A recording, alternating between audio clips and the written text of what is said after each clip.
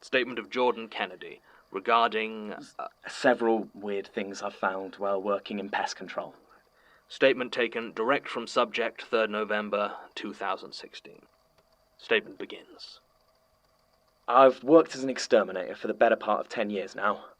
I should say pest controller, really. The BPCA generally advise against using the E word. They feel it sounds a bit too unpleasant. Harms our public image. I've never really minded. I mean, I guess I could say killing things is sort of exerting control over them, but I've always felt that trying to sanitise my job is somehow a bit dishonest. Like trying to help people forget that what they're actually doing is commissioning the deaths of creatures which we've deemed too disgusting or unhealthy to live. It needs doing, don't get me wrong, and I'm happy enough to do it. But it isn't my job to hold people's hands and make them feel better about it. I've done places all over London. Mainly big commercial buildings where I have to work at night while all the bankers and the like have gone home. Setting traps, putting down poison boxes, the usual. Residential homes don't call me out quite as much for rats and mice, especially if it's a rental place. Most landlords don't bother paying out for that sort of thing or try to deal with it themselves. You get a lot of calls about bed bugs, though. Those little bastards are a devil to get rid of, and of course come summer we have to deal with plenty of wasps' nests. Sprinkle in a generous handful of cockroaches, ants, and occasionally even birds or foxes, and you have a pretty good idea of what my working life consists of. Pretty normal. Got my first weird call about 5 years ago. It was ants, or so I was told, down in Bromley.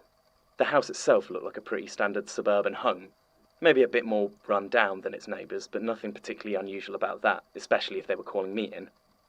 There was no car in the driveway, and the blinds were all drawn despite the summer sun. It didn't look like there was anyone home. I found out later that it had actually been one of the neighbours that called me in, a woman named Laura Starr, but at that point I was still expecting to be met by someone at the house. I knocked on the door, but obviously there was no answer. Now, I always wear gloves when I'm on the job, and when I noticed my hand, I noticed a very faint sheen where the thin leather had touched the wood. It seemed to be some sort of oily residue. I was feeling less comfortable with the job by the second. I couldn't hear anything from inside, so I knocked again. The woman who hired me had said to let myself in, but I didn't want to just waltz in unannounced. After a few seconds of silence, I tried the handle, and sure enough, the door opened. There were no lights on the inside, and the place seemed almost completely empty of furniture. I could see faint movement on the wooden floor as I looked around for the light switch. I found it quickly enough, and flicked it on to reveal exactly what I'd expected. Ants. I just hadn't expected that many, and there were so very many of them. To this day, I've never seen more ants inside a building at once. There must have been thousands carpeting the floor and swarming over the walls. I drew my hand back from the light switch as I noticed dozens of them crawling around it. Even the bulb seemed to be covered with them, causing the light in the room to be covered with twitching shadow. The house itself didn't look much better. Wherever there was a gap in the ants, I could see that same oily rot, and I couldn't escape the idea that the building was somehow sick. Now, I've seen plenty of disgusting things in this job, but I reckon that moment was one of the most intense. I fled briefly back to my van to decide on my next move. Normally, I'd leave out some poisoned bait for them to take back to their colony, eliminating the problem at its source, but an infestation that bad, well, that doesn't come from nothing. I needed to get a sense of exactly what I was dealing with.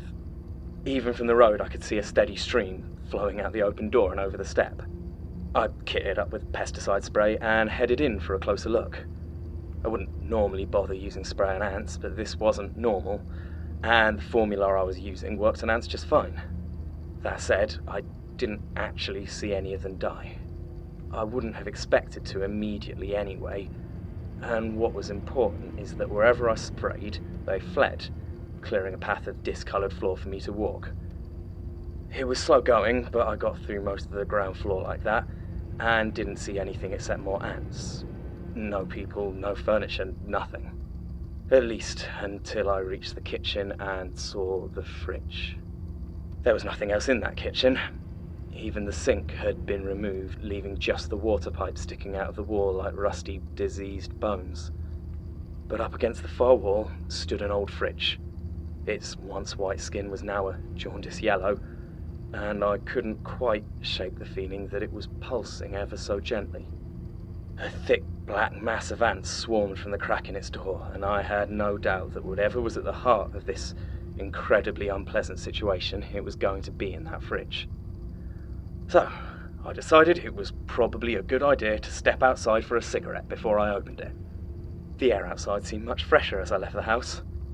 I walked a few yards away from the door so that I wasn't too close, and then I lit up. It was as I took the first drag that I saw a car pull up to the driveway. It was a small red compact, and the license plate seemed to indicate that it had only been bought the year before. But even so, I could see the rust starting to bubble the paint near the edges of the panelling. I watched as the door opened and a man stepped out. He was tall, maybe 6.5 feet, but it was hard to be sure of his shape inside the huge brown suit he was wearing. He took one look at me, then the sign on the side of my van that read Kennedy Pest Control, and his face began to crease with rage. I took another drag on my cigarette. I was uneasy about the whole situation, was waiting to see what the strange-looking man would do. He walked up to me, great strides that brought him close enough that I could see the unhealthy gloss of sweat on his skin. Was everything here sick? He leaned in far closer than I was comfortable with and demanded to know what I was doing. I told him that the homeowner had hired me to take care of an ant infestation and I'd been doing a preliminary sweep. He started to shake his head violently, saying that he was the homeowner, that this was his house and I had no business being there. Well, those weren't his exact words. What he actually said was that I had no business plying my vile trade on his property.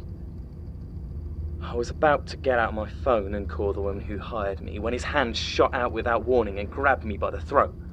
He lifted me off my feet with a strength that terrified me, and I was very glad that, even with the hood down, my protective suit kept my neck covered. I could feel his hand through the thick plastic. It was hot, like he was running some incredibly high fever, and I started to panic. He held me there, almost a foot off the ground, and my vision began to swim as he squeezed my throat. As I struggled for breath, I flailed for something to fight him off with, and realised that I was still holding my lighter. With a degree of composure that, looking back on it now, still surprises me, I flicked the lighter on and raised it to just below his arm. The result was a lot more dramatic than I expected. His loose brown suit sleeve caught almost immediately, and within a few moments his whole arm was alight. He helped and dropped me onto the ground as he began to flail about, trying to stop the fire spreading further across his body. I staggered to my van. By then it didn't matter who the rightful owner of that house was, I was done with that job. It was as I was climbing into the van that I smelled it. It is the most disgusting thing I have ever encountered. Halfway between sun-cooked roadkill, stale sweat and rotten eggs with just a hint of burning rubber. And underneath it all is that undefinable scent of sickness. You know that smell you get when you enter a room where someone's been ill for several days? No matter what else it smells like, beneath it all there's that vague but undeniable whiff of disease. That's what this man smelled like as he desperately tried to extinguish his burning flesh. I drove away, trying not to gag, and I didn't look back. I didn't call the police either, as I felt they might not look too kindly on me, setting a man alight, even if he did attack me. I assume he didn't file a report either, as no one ever turned up to question me about it. So that was the first time I encountered that smell. I see. And the other time was when you burned Jane Prentice? Not just. I mean, I didn't actually see her. The incineration was the first time I ever saw her in person. But a couple of years ago, I was called in to deal with a wasp's nest. That's what the landlord had called it on the phone, at least. Apparently it had injured one of his tenants earlier that day, and I was the first pest control service he had called that was free immediately. He didn't tell me the name of the tenant, though obviously I now know who it was. He didn't give me any real details on the phone, but he seemed happy to pay the emergency call-out charge, so I bundled up my wasp gear and headed out to Prospero Road. It was a bit strange to get a call about wasps at that time of year. It was late February or early March, I think, and still quite cold. Still, if it was a warm enough building, they could easily be getting active. Regardless, I made sure to check over the thick suit I used for that sort of job to make sure there was no weakness or damage. If they were aggressive enough to injure someone, I wasn't going to take any chances. The landlord's name was Arthur Nolan. He He was a short man with a constant scowl, thinning white hair and a well-chewed cigar. It looked like his denim shirt had once contained quite an athletic build, but it had long since settled. He looked me up and down as I left my van, and I saw his mouth twist briefly in irritation. Clearly, he wasn't impressed. I gave him the usual talk through what was going to happen, and he nodded absently before pressing the keys to flat 4 into my hands and pointing me towards it. If I needed anything, he said he'd be in flat 1 where I lived. I advised him and the other tenants to stay out of the building while I was dealing with the wasps, but he just grunted and told me again that he'd be in flat 1. The other tenants had apparently already left. I loaded up on 5-cam-D insecticide and headed in. It was a lot quieter than I expected. By the time I was outside flat 4, I would normally have expected to be hearing the buzzing sound of wasps, but the evening was quiet. I opened the door slowly, no sudden movements that might alarm anything on the other side, but again, the flat seemed to be empty. It looked like there'd been some chaos, though, with books and clothes strewn across the floor and a shattered TV screen in the corner. I found the ladder up into the loft space in the centre of the bedroom. It was quite small, and climbing in my bulky suit was tricky, but I got up there. Still no wasps, but it was very dark, so I rooted around again until I found the switch to a single bare bulb. The light was very faint, but enough to make out a thick, pulpy lump up against the far wall. It certainly didn't look like any wasp's nest I'd seen before. I mean, the shape was familiar enough, but the texture of the surface was way off. It seemed a lot less papery than would have been normal, and the walls were less regular, going off at odd angles and making it kind of hard to look away. The whole thing was spongy, pocked with tiny holes, and generally looking very unhealthy indeed. And most disconcerting of all, there were still no wasps. None of this changed the job I had to do, so I figured I'd start off like any other wasp's nest and see if it worked. I reached forward, staying as far from this thing as the nozzle would let me, and I pushed it into one of the larger holes. It sank in with almost no resistance at all. I took a deep breath and pulled the trigger, spraying the insecticide dust deep into the mass. The effect was immediate. The whole thing started to pulse and spasm, the spongy flesh of it throbbing and bubbling like some sort of vile putty. It began to grow in size, blossoming out and covering the rest of the nozzle, reaching out for me. And then it began to scream. Not the sound of air escaping or a buzzing that sounded like screaming. The weird nest thing was letting out a long, warbling cry of anger and pain. I dropped the pump and was down the ladder so fast I almost fell into the flat below. I could still hear it as I reached the door to the corridor. I threw it open, only to be confronted by the face of Arthur Nolan, the landlord, staring at me with a look of disappointment. He nodded and began to walk down the hall. I followed him, desperate for answers, but he just ignored my questions about what the hell was going on, what that thing was, and kept walking down the stairs to his own flat. At one point, he shook his head and mumbled something about hoping it wouldn't get this far, but he didn't seem to be saying it to me. As soon as the door opened, I became aware of how uncomfortably warm flat 1 was. The air was thick and dry and made my throat feel a bit scratchy. The landlord continued to ignore my presence and walked over to an old armchair in the centre of the room. As he did so, he started to unbutton his denim shirt. More so than anything else that had happened, that was the thing that finally stopped me in confusion. I couldn't understand what he was doing. As he sat down, his shirt flapped open, and I saw what looked to be an intricate scar on his chest. If I had to guess what it was, I'd have said it looked like a stylized flame, but it also made me think of a face contorted in pain. Time seemed to move slowly as he reached for the ashtray on the arm of the chair and picked up a pack of matches. He struck one, and without even looking at me, he gently pressed the small flame to the centre of the scar. His flesh caught fire immediately, the flames spreading across his body like rippling water. The armchair caught, then the floor, and then I was running out of the building before the rolling inferno covered me as well. This time, I didn't drive away. I stood there, and I watched it burn until the fire brigade arrived. It was when the fire hit that attic space at the top floor, where I knew that awful nest still sat. That was when I smelled it.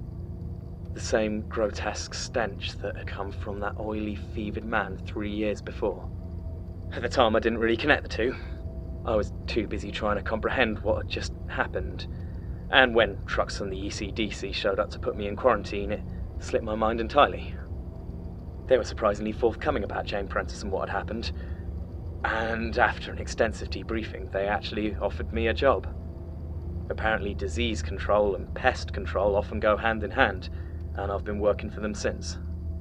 Most of the jobs have been mundane, a couple slightly weird, but nothing like those two. So why make your statement now? When I helped incinerate her body, I smelled it again, like before. Took me a while to piece the two together, but I thought you should know. Are you saying there might be more out there like her? God, I hope not. I don't know. The man from the ant house, he wasn't like her, not at all. But that smell when they burned, I think they're connected somehow. And that scares me. Yes. Yes, it rather scares me too. Mr. Kennedy's statement has left me somewhat rattled.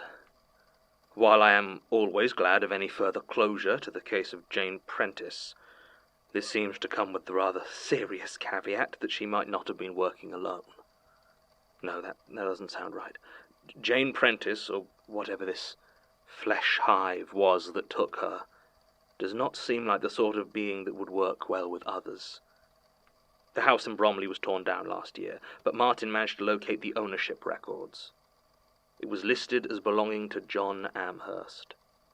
The dates aren't entirely clear as to whether this was just before or just after he apparently took charge of Ivy Meadows nursing home, but there can be no doubt that it was the same person. All the ownership records from the ant house lead to dead ends or deactivated bank accounts. It doesn't sound like he's another flesh hive. And yet... no connection except disease and insects, and a foul smell when they burn. Jane Prentice is dead, but this is a long way from over. End recording.